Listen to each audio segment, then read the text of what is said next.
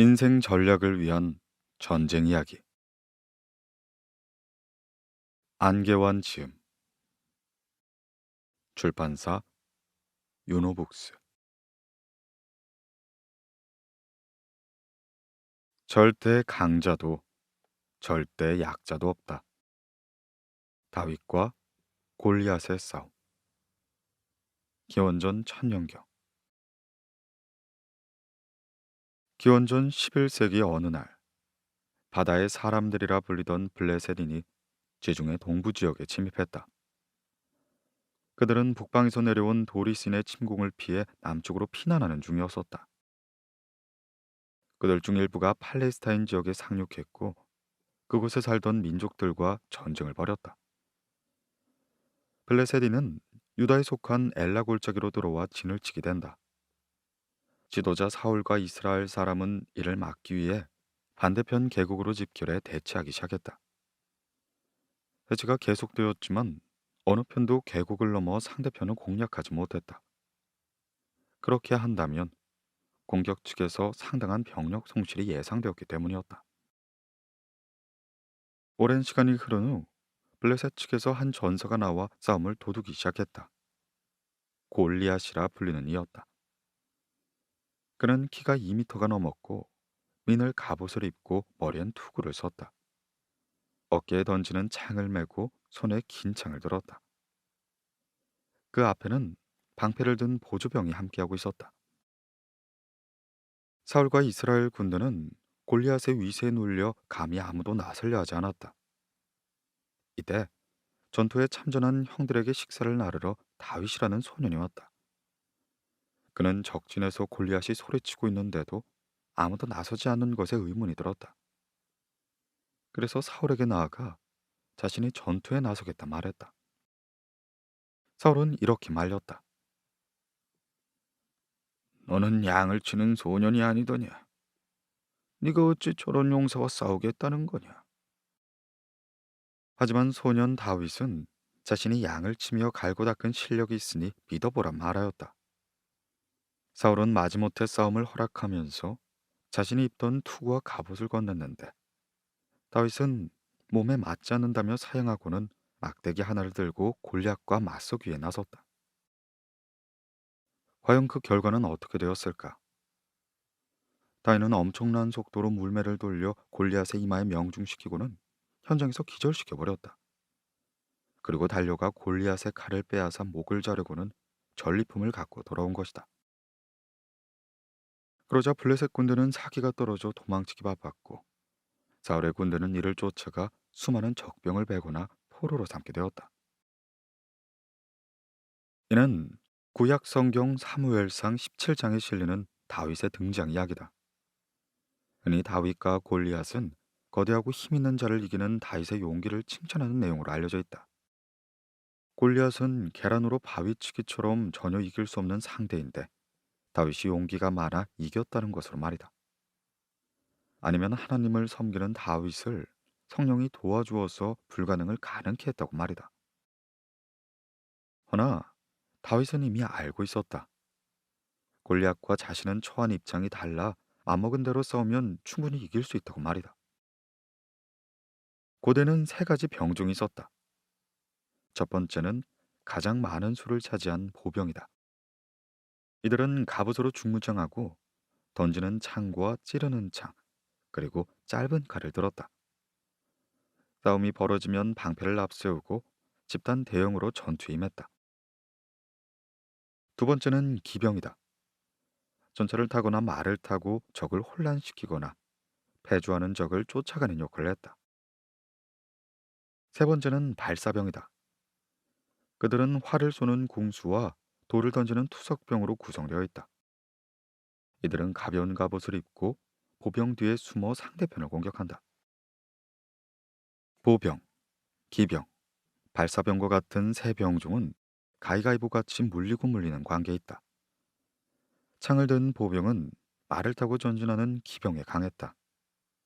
기병은 발사병을 공격할 수 있었으며, 발사병은 보병을 꼼짝 못하게 만들 수가 있다.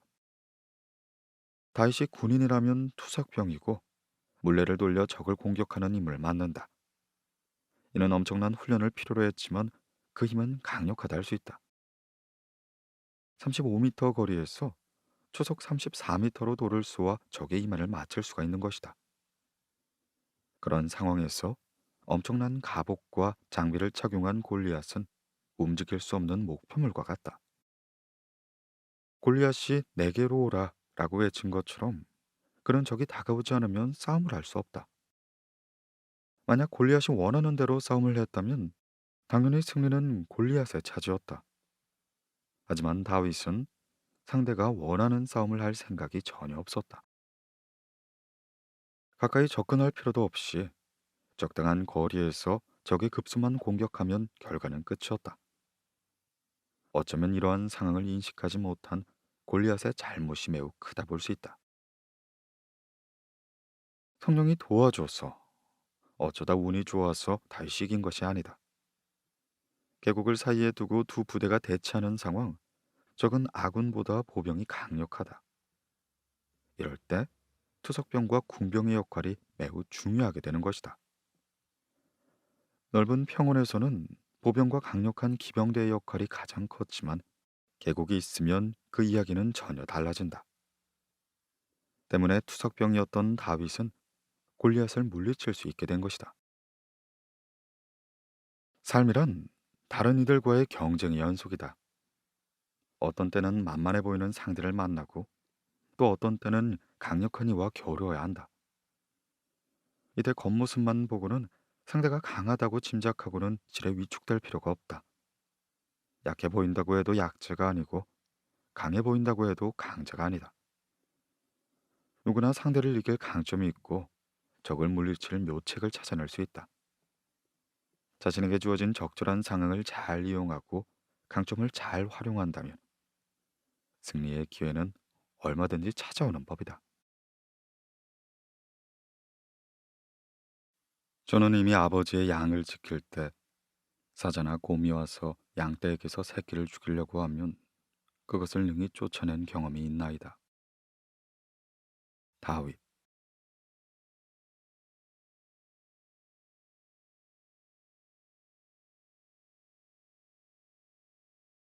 기여할 만한 이익과 명분을 공유하라. 트로이 전쟁. 기원전 1200년경.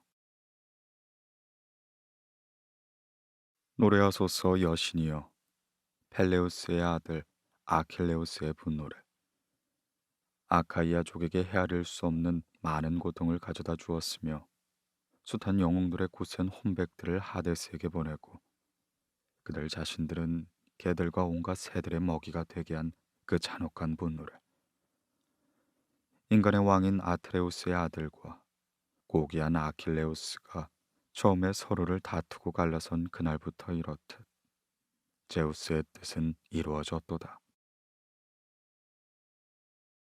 호메로스, 일리아드. 조금은 황당한 구절로 호메로스의 서사시 일리아드는 시작된다.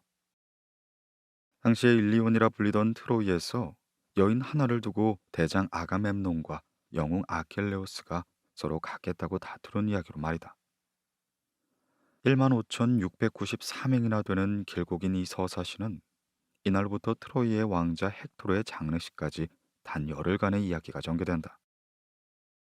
트로이는 오늘날 튀르키의 영토로 에게에서 흑해로 가는 좁은 헬라스 폰토스 해협의 길목에 있었다. 이 서사시가 기록된 사건인 트로이 전쟁은 기원전 12세기경에 실제 있었던 것으로 알려져 있다. 그렇다면 10년간이나 이어졌다는 트로이 전쟁의 전말은 과연 무엇일까? 신화에 의하면 이 전쟁은 세 여신의 아름다운 대결 때문에 초래되었다고 알려져 있다. 아킬레우스의 어머니 테티스와 아버지 펠리우스의 결혼식 날 신의 여왕 헤라, 제의 여신 아테나, 그리고 아름다움의 대명사 아프로디테는 누가 가장 아름다운 여신인가를 두고 다투게 되었다. 그리고 이를 판정할 자는 나라의 큰 전쟁을 불러올 거라는 신탁을 받은 목동 파리스였다.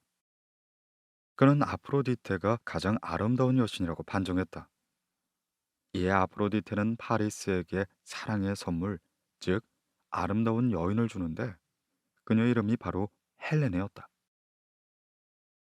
하지만 그녀는 이미 임자가 있는 몸이었다. 라케다이몬의 왕 메날라오스의 아내였던 것이었다. 목동으로서 역할을 마치고 트로이로 돌아간 파리스는 라케다이몬에게서 헬레네를 납치했고 이로 인해 다툼이 벌어질 수밖에 없었다.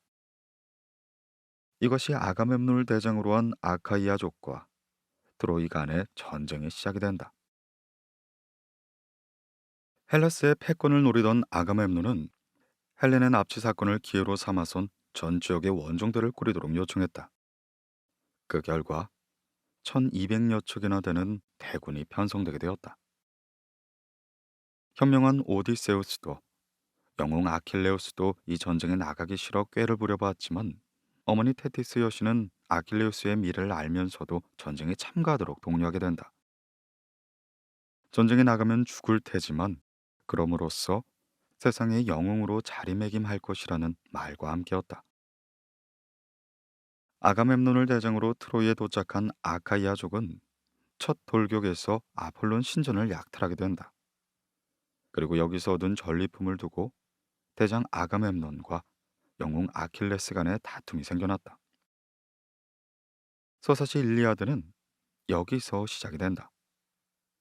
아가멤논과 다툼으로 아킬레우스가 참전하지 않은 사이 그의 애인 파트로클로스가 죽게 되고 화가 난 아킬레우스는 트로이의 왕자 헥토르에게 1대1 대결을 신청한다. 싸움의 결과는 아킬레우스의 승리로 끝나고 살해된 헥토르의 시신을 구하러 아버지 프리아모스 왕이 찾아온다. 그리고 그가 비싼 몸값을 지불하고는 아들의 시체를 찾아가면서 12일간의 휴전을 제안하게 된다. 서사시는 이것으로 끝을 맺지만 전쟁은 끝나지 않았다. 난공불락의 성체를 가진 트로이는 함락되지 않았고 때론 트로이의 동맹국인 아마존족의 공격 또한 있었다. 그래서 10년간이나 전쟁은 지지부진한 상태를 이어가게 된 것이다. 이러한 전쟁이 끝나게 된 결정적인 사건은 그 유명한 목마의 제작으로부터 시작된다.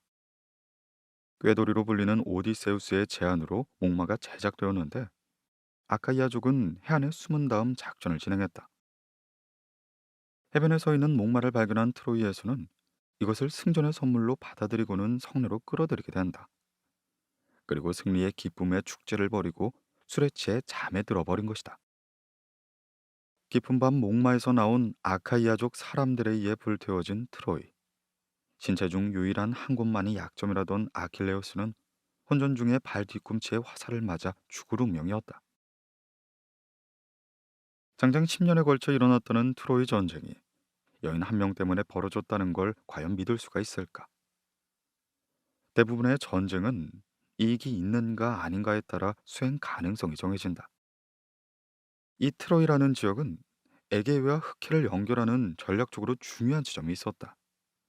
흑해 연안에 밀이 수입되고 올리브와 와인이 수출되는 곳에 자리한 패권의 도시였던 것이다. 따라서 아카이아족이 1020여 척이나 되는 대함대를 꾸려 공략할 만한 풍요로운 도시였고 이곳을 공략해 승리할 경우 엄청난 전리품이 기대되어 있었다. 결국 아카이아족은 전쟁에서 승리를 거두었고 투자한 만큼 대단한 전리품을 얻어내게 된다. 이익을 위해 전쟁을 하는 건 장수에게만 해당되지 않는다. 말단 병사들도 자기에게 돌아갈 이익이 예상되지 않으면 목숨을 걸고 싸우질 않는다.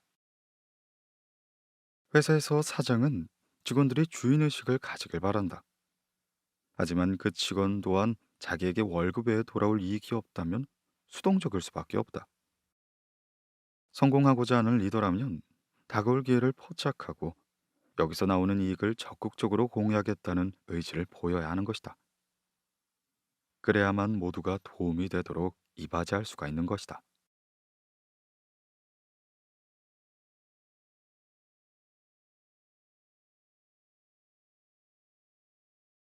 무모해질 때를 조심하라. 카데시 전투. 기원전 1275년. 나만큼 너희에게 많은 일을 해준 파라오가 있었느냐?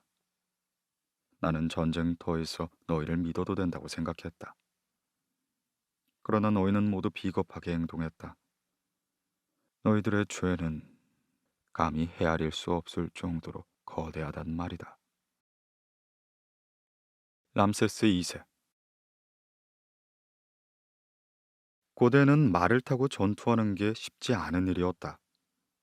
말을 길들여 타던 초기에는 안장 없이 타기도 했고 점차 고삐 등이 개발되었지만 등자가 등장하기 전까진 말 위에서의 활동은 자유롭지 않았기 때문이었다. 청동기 시대에는 전차를 만들어 전쟁터에 활용했다. 한 명의 마부와 창을 든 전투병 또는 마부 좌우에 두 명의 전투병이 탑승했는데 이렇듯 전차를 만들어 전투에 활용하기 위해서는 꽤 많은 비용이 들어갔다. 전차병은 무기를 각자 준비하는 게 일반적이었고 말을 타는 자들은 대부분 귀족 출신이었다. 어렸을 때부터 말을 타는 법을 배워야 했고 값비싼 말과 전차를 제작 및 유지할 수 있는 경제력이 뒷받침되어야 했다. 따라서 전차병은 숫자가 적고 두 손이 자유롭지 못했기 때문에 역할이 한정적일 수밖에 없었다. 이들만으론 전쟁에서 승리할 수 없었던 것이다. 가나안과 시리아의 패권을 두고 히타이트와 이집트가 다투던 시절에 일어난 카데시 전투가 가장 대표적인 전차전의 무대라 볼 수 있다. 이집트 신왕국 시대의 가나안과 시리아 지역은 이집트와 히타이트 간의 접경 지역이었다.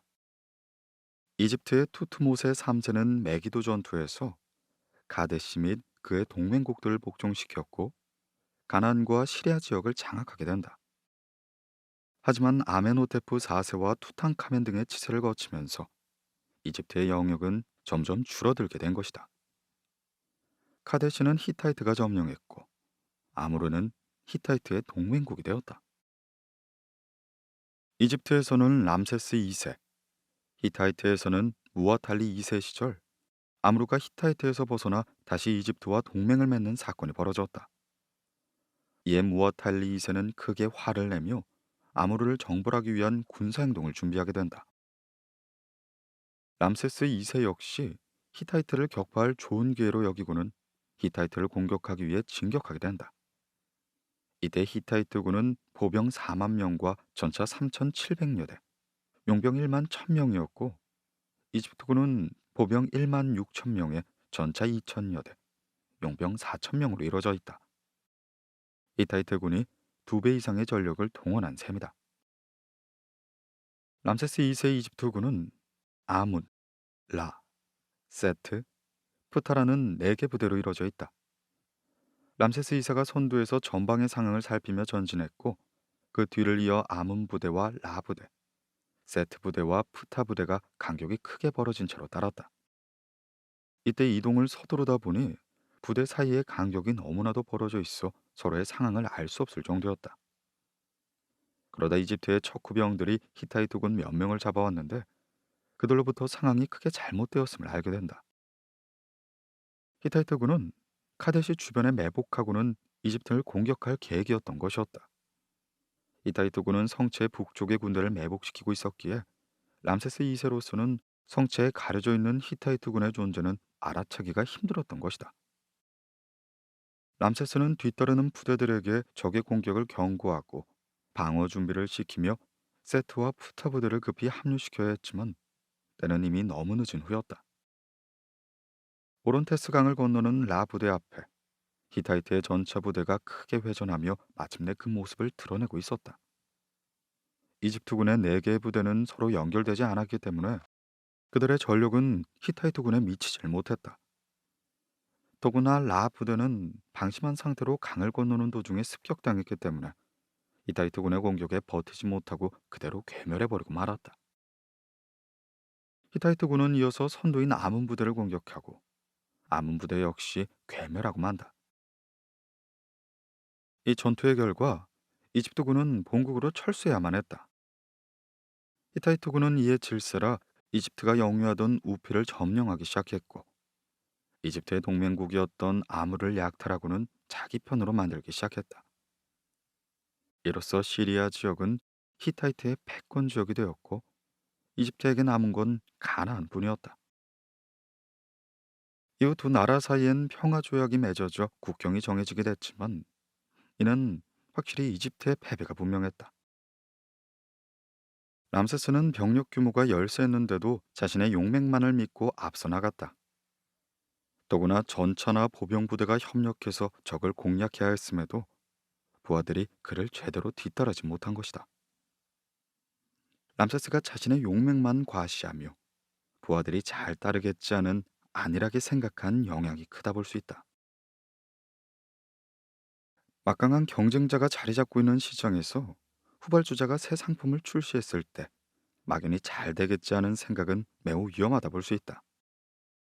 우선 차별화된 제품이 준비되어야 하고 그에 맞는 마케팅 전략, 적절한 가격 전략이 마련되어야 하는 것이다. 그리고 가장 중요한 건 리더와 함께하는 사람들 간의 신뢰에 기반한 역량의 확보이다. 평소 준비가 제대로 되지 않았는데 리더가 앞서 나가기만 한다면 조직원은 그저 쳐다보기만 할 뿐 움직이지 않게 될 게 분명하다.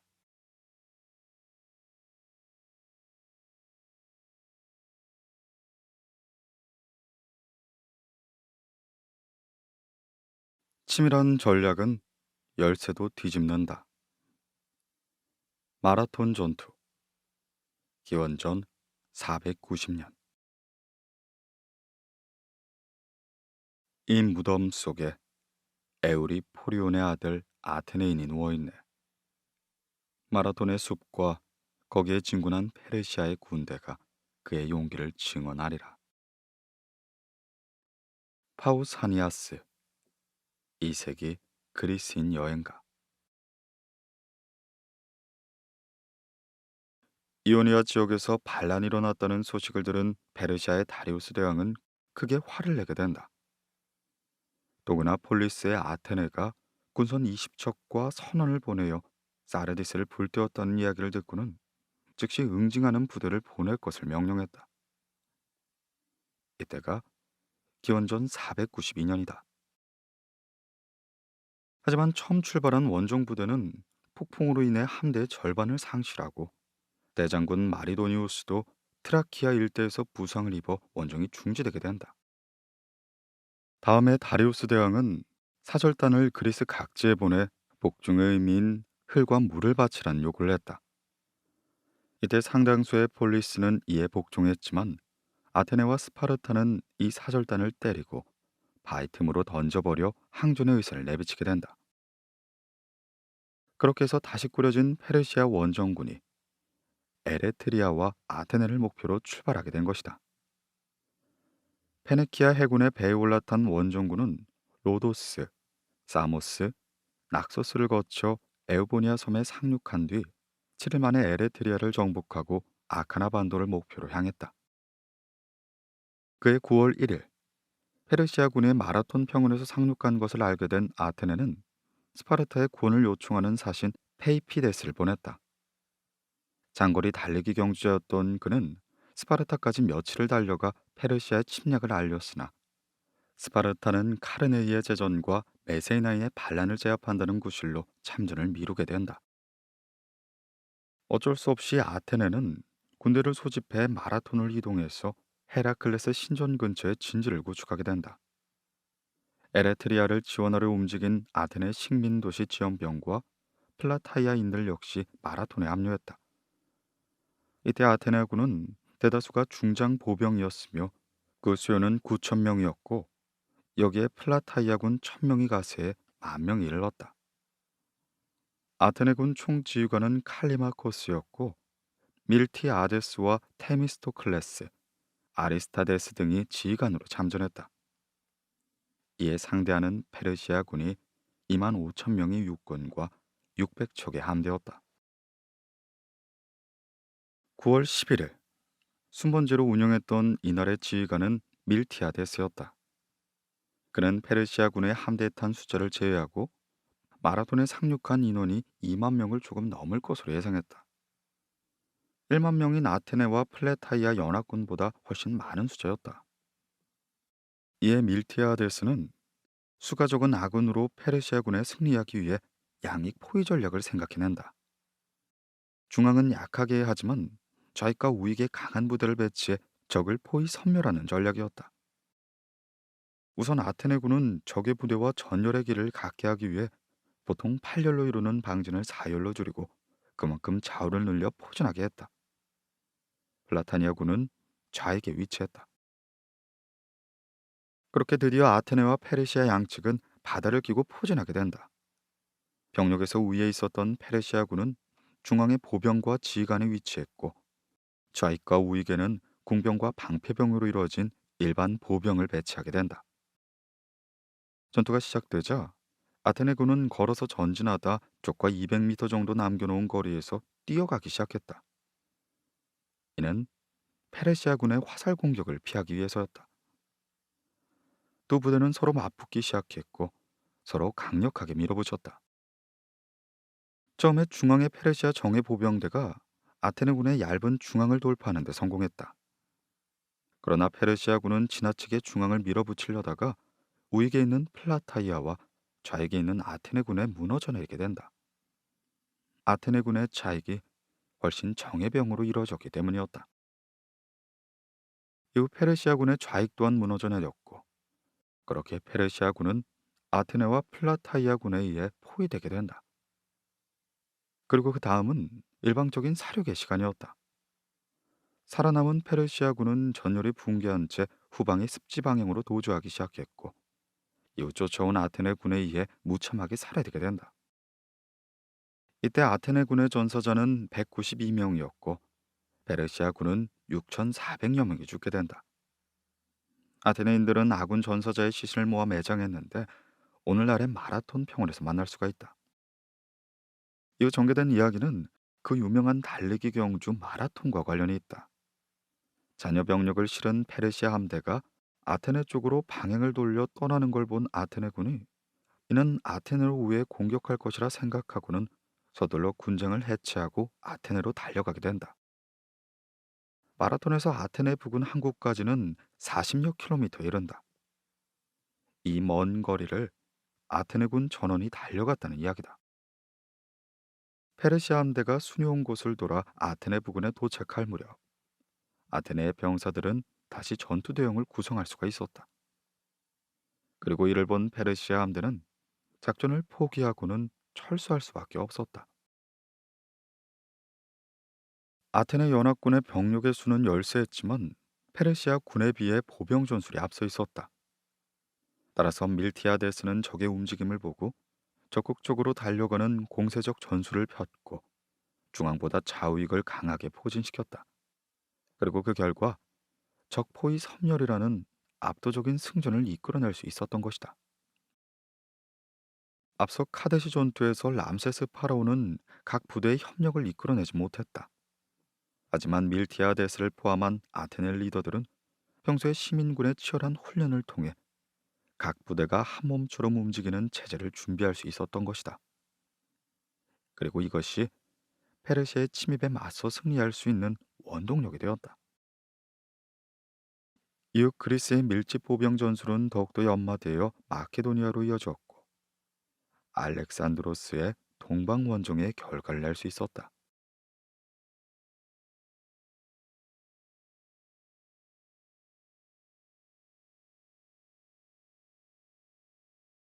결과에 상관없이 멈추지 않을 때도 있다. 테르모필레 전투, 기원전 480년.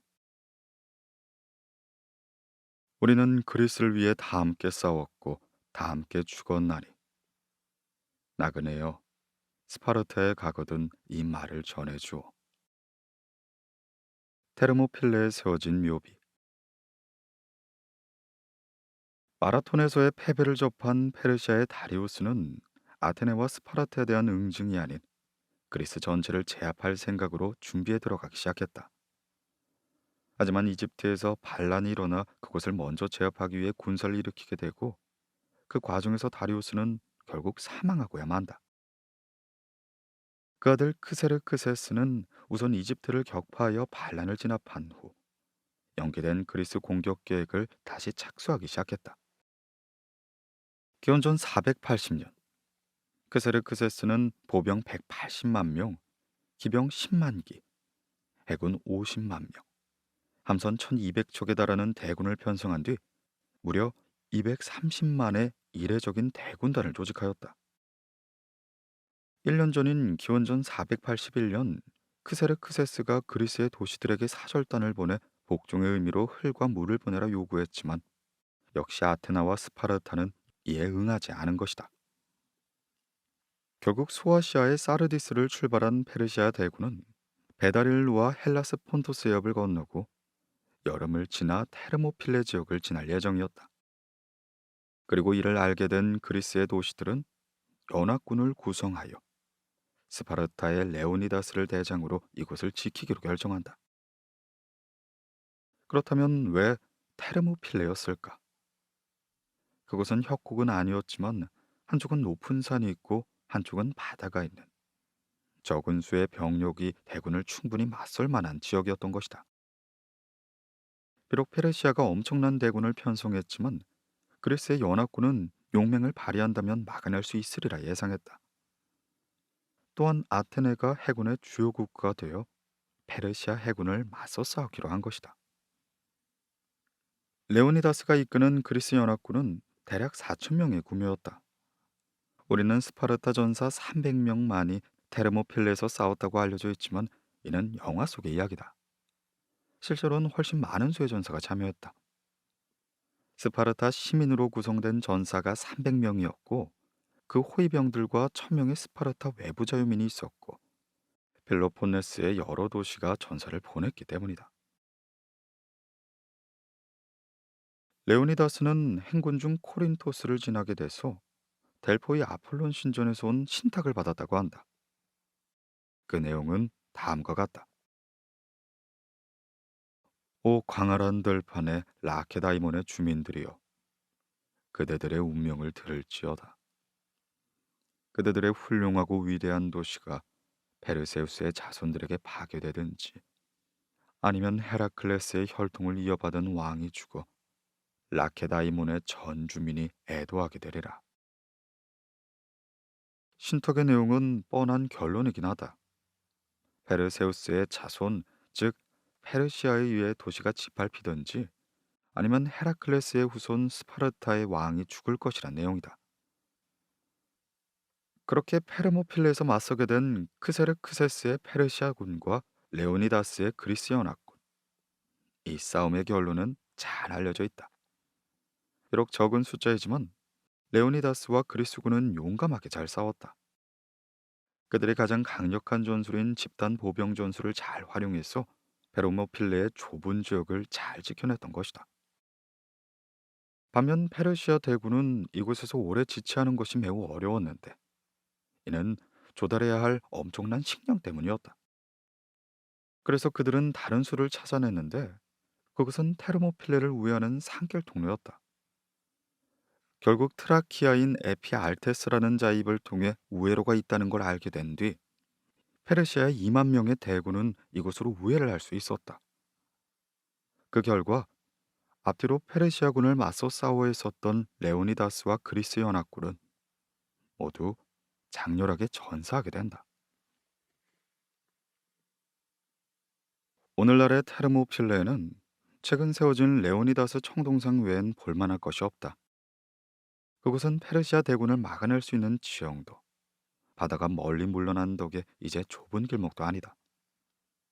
하지만 그럼에도 헤로도토스가 남긴 기록 덕분에 용맹하게 싸운 레오니다스와 4천 명의 그리스 병사들이 기억된다. 비록 레오니다스가 이끄는 그리스군은 이곳에서 오래 버티지 못하고 죽을 운명이었지만 그 역할은 작지가 않았다. 페르시아가 아테네로 진격하는 데 상당한 시간을 끌어주었기 때문에 아테네 시민들이 대피할 수 있었고 결과적으로 이어지는 살라미스 해전이 승리로 기결되었기 때문이다. 조국이 위험에 빠졌을 때 우리는 어떻게 해야 하는가? 베르모필레에서 장렬하게 죽어간 그리스의 용사를 떠올려보자.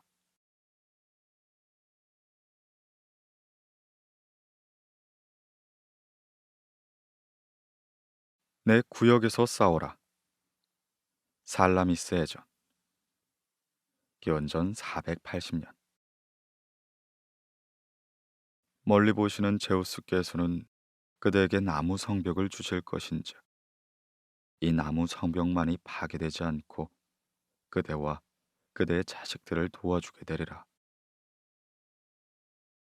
델포이 아폴론 신전 무녀의 예언.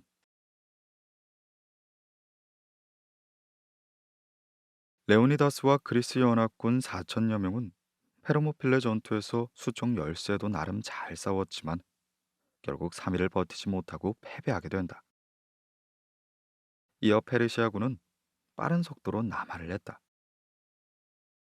페르시아군이 포키스를 거쳐 남쪽으로 진군한다는 소식이 전해지자 아테네에서는 사령부에게 연합군에 나서 막아달라 요청했다.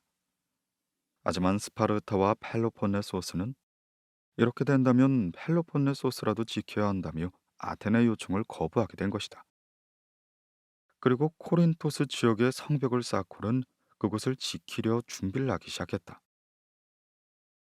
다만 아테네는 펠로폰네소스에 있지 않았기 때문에 연합군과 함께할 수 없는 운명이었다. 사령관 테미스토클레스는 시민들에게 육지를 포기하고 바다에서 싸우는 수밖에 없다. 시민들은 아기니아 섬으로 피신한 뒤 남자들은 바다에서 싸우자 라며 설득을 하기 시작했다. 그리고 이때 델포이 신전으로 보내줬던 전령이 메시지를 가져왔다. 나무 성벽이 안전하니 여기서 싸워야 한다. 이 메시지를 두고 사람들은 의견이 분분하게 갈렸다. 어떤 이는 나무로 만든 성체를 의미하므로 아크로폴리스에서 농성해야 한다고 했고, 또 어떤 이는 나무 성벽이란 배를 의미하므로 바다에서 싸워야 한다고 한 것이다. 바로 테미스토클레스가 주장한 바다의 싸움이 된다. 일부 아테네 사람들은 아크로폴리스로 갔지만 데미스토클레스의 주장에 동조한 대부분의 시민이 가족과 배를 타고 아이게나로 건너갔다. 그리고 이것이 가능한 이유는 과거 라울레리온 광선에서 나온 큰 수입을 개개인에게 분배하지 않고 전쟁에 대비해 함선을 건조하자던 데미스토클레스의 주장에 따랐기 때문이었다. 그 후 페르시아는 텅 빈 아테네로 들어와 도시를 풀바다로 만들어버렸다. 이제 아테네가 할 수 있는 일은 아에기나 섬 앞 살라미스에 준비된 배들을 집결시키고는 페르시아군을 막아내는 것뿐이었다. 그렇다면 과연 페르시아 해군은 데미스토클레스가 원하는 대로 살라미스에서 싸움을 벌였을까? 페르시아군은 함선수가 많았으므로 싸움을 하지 않을 이유가 없었다. 함대를 둘로 나눈 뒤 한 선단은 그리스 선단을 견제하고 다른 함선으로 육군을 실어 필로폰네소스 반도에 상륙하여 후방을 교란하는 방법을 써도 됐다. 또한 엄청나게 많은 대군을 운용하려면 보급의 문제도 있었으므로 빠르게 전쟁을 끝내야만 한 것이었다. 그렇게 결국 좁은 살라미스에서 전투가 시작되게 되었다. 당시의 해전은 뱃머리에 총각을 갖춘 배가 상대편 배의 옆구리를 들이받아 부서지게 만드는 것이었다.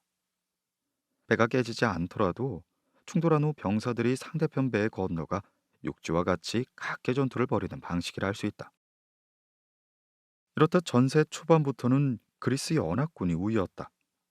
비록 그 수가 페르시아에 비해 적고 항해술에 능숙하지 않아도 앞마당에서 하는 싸움이었고, 마라톤 전투에서 살펴보았듯이 강력한 육군을 보유한 그리스 연합군이었다. 그리스의 병은 모두 완전 무장을 갖춘 호플리테스였고, 내 고향을 지켜야 한다는 절체절명의 정신을 가진 이들과 멀리서 원정을 온 사람들 간의 싸움이었다. 그렇게 전투의 결과는 그리스 연합군의 대승으로 끝났다.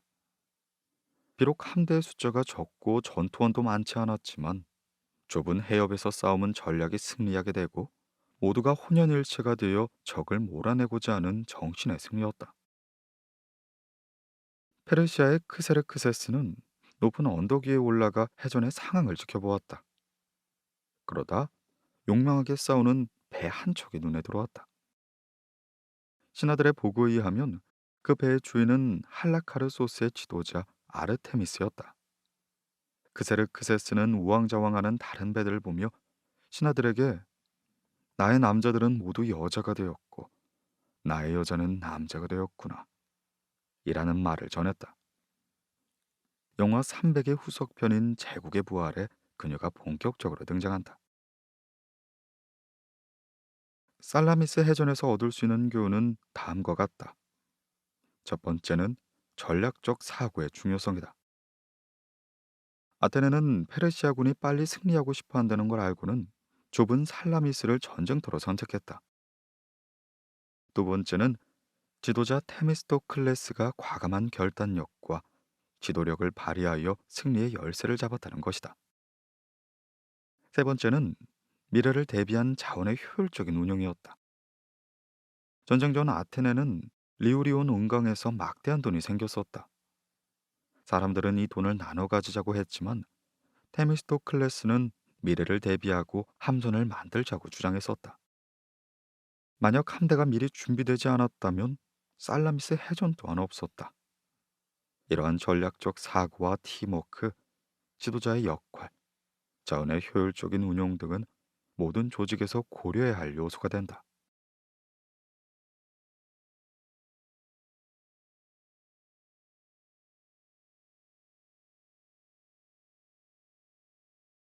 얻었다면 지키고 지키려면 대비하라.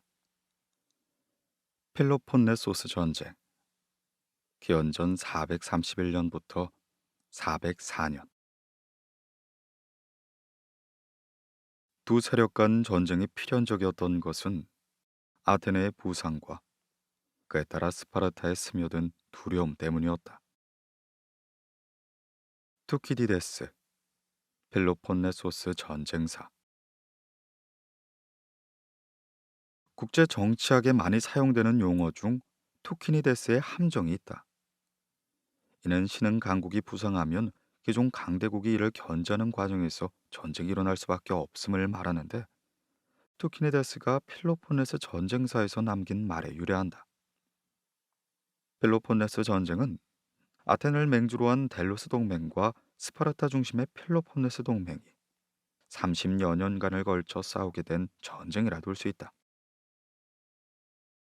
그리스 페르시아 전쟁에서는 스파르타가 가장 큰 역할을 했다.